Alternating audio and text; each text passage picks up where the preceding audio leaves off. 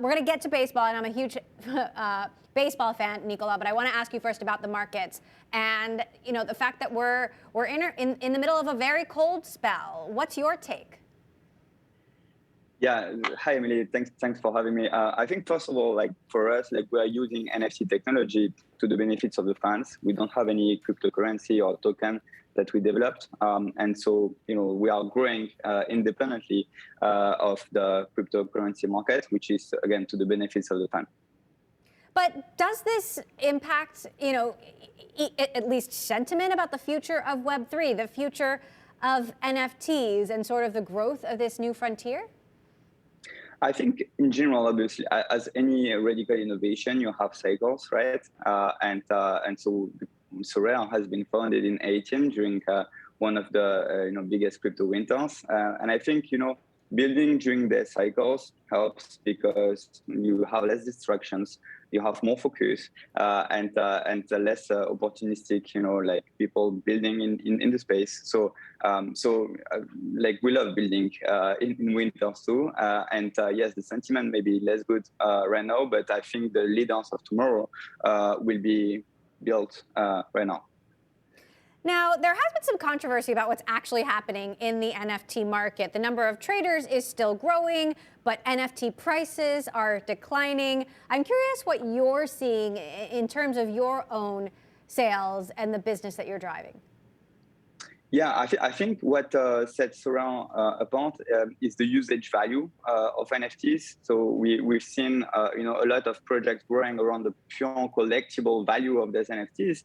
But for us, it's all about what you can do with the NFT. So we have this fantasy game where you can play with officially licensed NFTs, and so we have been growing consistently the last 3 years and the last couple of weeks as well in terms of sales. We closed last year at 325 million in sales, and we keep on growing. We expect to do 700 million this year. And I think that makes all the difference, right? Like what you can do and how you can engage and retain the fans because of the experience you have.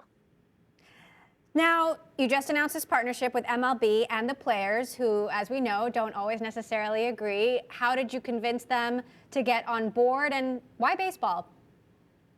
I think they ask us three big questions. The first one is like, are you the best partner to help us grow this huge category, NFT fantasy?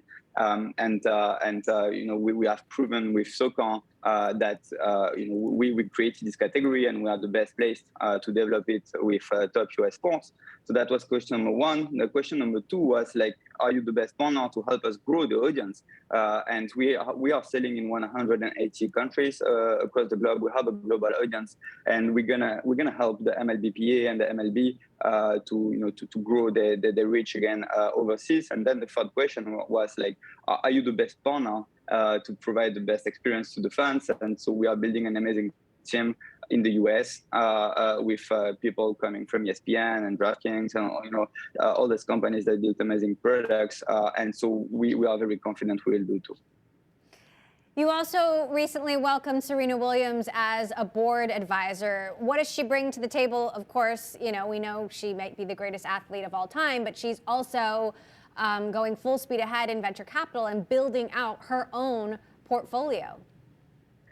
Yeah, for us, the players are at the center of what we do. So we are lucky to have dozens of players that invested in the company from different sports. And with regards to Serena, we're gonna go big on women's sports. So obviously, she's a keen advisor around our developments there. She's helping us also to connect with the athletes, the unions, and help us to develop a big revenue stream for them. And we are also very big in diversity, the fans that we want to hire and the people we want to hire. And she's also advising us on this matter.